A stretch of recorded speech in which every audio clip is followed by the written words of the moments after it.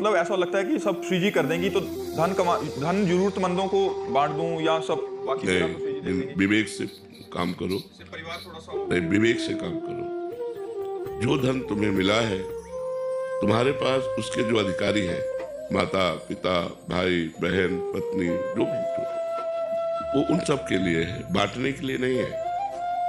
हाँ, कभी कोई भूखा नजर आवे तो उसे भोजन पवा दीजिए, कभी कोई बीमार है पैसा नहीं है तो औषधि करा दीजिए। एक जो मनुष्यता है, एक जो हमारा कर्तव्य है, वो जब सामने आवे तो हमें फिर अपनी परवाह नहीं करनी चाहिए, उसकी सेवा करनी चाहिए। ऐसे बांट देना ठीक नहीं है। आप अपने परिवार का पोषण कीजिए, संपत्ति भगवान की है, उसे अपना मत मानिए और खूब नाम जप कीजिए। अगर नौकरी मिलती है तो नौकरी कीजिए, कुछ छोड़ने की जरूरत नहीं है। हाँ, मन का जो लगाव है वो सब जगह से हटते हुए धीरे धीरे भगवान की तरफ बढ़ने लगता है। ये जीव का परम सौभाग्य है। अनंत जन्मों से हम भगवान से बिछड़े हुए हैं, दुखमय संसार में सुख मानकर रमण करते हुए हमें बहुत कल्प व्यतीत हो गए। आज हमें अवसर मिला है, ऐसा समय मिला है, ऐसा बुद्धि योग मिला है जिससे हम भगवान की ओर चल सकते हैं। चलो और जीवन को परम उन्नति के मार्ग में ले चलो, पतन के मार्ग से हटो। बहुत बड़ी कृपा हुई है, पर अपने कर्तव्य से मत भागो। कर्तव्य से भागना ठीक नहीं है, अपने कर्तव्य का पालन करना ही मनुष्य का परम धर्म है। वृंदा जी हरियाणा से। श्री हरिवंश महाराज जी, गुरुदेव भगवान, एक साधक का दूसरे साधक से कैसा व्यवहार होना चाहिए? सेवक वाणी में लिखा है कि जो हरिवंश को नाम सुनावे तन मन तासु पर बलिहारी। पर महाराज जी, मेरा तो दूसरे साधक से मतलब मन नहीं रहता बात करने का, तो अगर ज्यादा रुचि नहीं है तो ऐसे में नहीं रुचि होनी चाहिए, बिल्कुल नहीं। भजन करने वाले को किसी से रुचि नहीं रह जाती। उचित बात करनी चाहिए, कम बोले, ठीक उत्तर दे, अच्छा व्यवहार करे, लगाव ना रखे। लगाव नहीं रखना, हमसे कोई भी बात करे। अब जैसे हमसे कोई बात करने लगता है तो हमारे हाथ अपने आप जुड़ जाते हैं जी। ऐसा वो चाहे बच्चा ही बात करे जी, क्योंकि अभ्यास बन गया है। मेरे भगवान सब में विराजमान है, हमसे कोई बात करने लगे तो जो ही बात करेगा उससे पहले हमारे हाथ जुड़ जाएंगे जी। हाँ, ऐसा है। अच्छा, राधे श्याम। हंसी बोल जब हरिवंश नाम जानिए, तब सब हिंते लघु मानी है। हंसी बोले बहुमान दे, हंसी बोले बहुमान दे। हम ऐसा बर्ताव करें सामने वाले के दिल को लगे कि मैं किसी व्यक्ति से बात करके आया हूँ, उसको अच्छा लगे। हमारा व्यवहार ऐसा नहीं हो कि नाक में गुस्सा भरी हुई एकदम ऐसे, ऐसा नहीं, कोई जान ना पाए भजन करते हैं। हमारा व्यवहार ऐसा होना चाहिए। थोड़ा अभी हमें काम है, फिर कभी मिलते हैं, और मुस्कुरा कर दे। उसको कटु वचन नहीं बोलना, उससे कठोर व्यवहार नहीं करना, मृदु व्यवहार करना है। हमें बात समझनी है। जैसे जो हरिवंश को नाम सुनावे तन मन प्राण तासु बलिहारी। बलिहारी मैंने तन न्यौछावर कर देना। अब उसका तात्पर्य गंदगी नहीं है। अगर उसे हम सही ढंग से नहीं समझेंगे तो हम गलत फंस जाएंगे। हमारा शरीर भोगों में फंस जाएगा, हमारा लगाव बन जाएगा। लगाव नहीं। हाँ, तुम्हारा शरीर शौच में पड़ा हुआ है, हमारा तन समर्पित कर समझो। बीमार हो, हम तुम्हारे कपड़े धो देंगे, तुम्हें शौचा देंगे, हम अपने तन को तुम्हारी सेवकाई में लगा देंगे, भोगों में नहीं। तन समर्पित का मतलब भोगों में नहीं। इसका कोई ये बात कह के वो हमारे तन का दुरुपयोग करना चाहे, कदापि नहीं। तन केवल प्रियालाल के सेवा के लिए है। हम आपका प्रियालाल के भाव से सेवा कर सकते हैं तन से। मन केवल प्रियालाल के सुमिरन के लिए है। आपके प्रियालाल के स्वरूप मानकर हम आपकी सेवा सुमिरन कर सकते हैं। अब क्या करना चाहिए? तन मन प्राण समर्पित का मतलब ये नहीं कि हम भोगों में फंस जाए, गलत आचरणों में। फिर ये सिद्धांत नहीं चलेगा। सच्चे आचरण के लिए यहाँ समर्पण की बात कहनी चाहिए।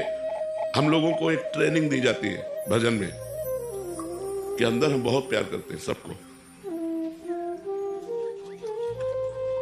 बाहर से इतने में तुम होश में बात करोगे, हमारी भाव चढ़ी होगी, हमारी दृष्टि में रुद्र दृष्टि होगी।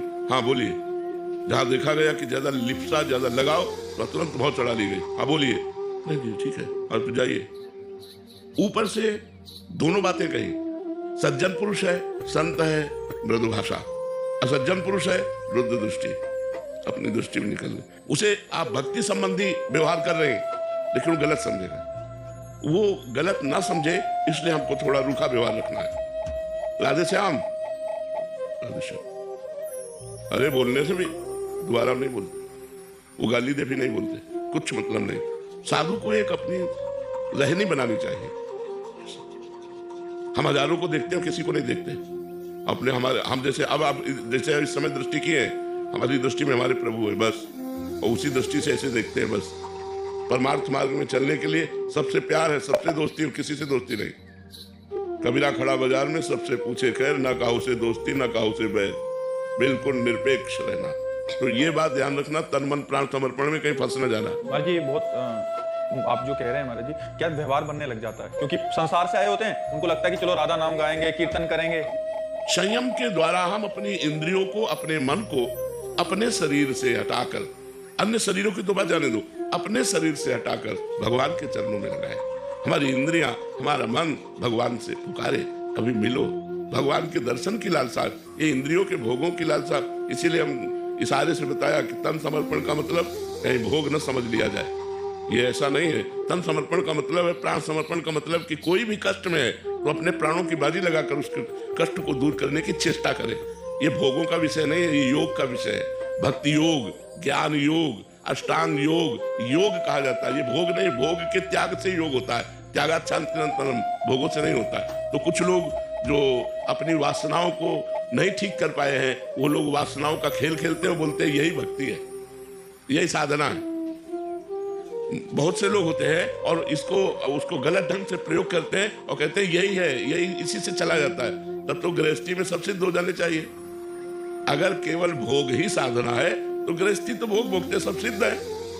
फिर मतलब साधना का मतलब क्या रहा? तो ये बहुत सोच समझ करके, तो इसलिए साधु मार्ग, सतमार्ग, संत मार्ग बहुत सुलझा हुआ कोई संत होता है, नहीं तो बहुत गड़बड़ हो जाता है। तो माताओं बहनों को चाहिए दूर से सत्संग सुनो, अपनी कुटिया में भजन करो।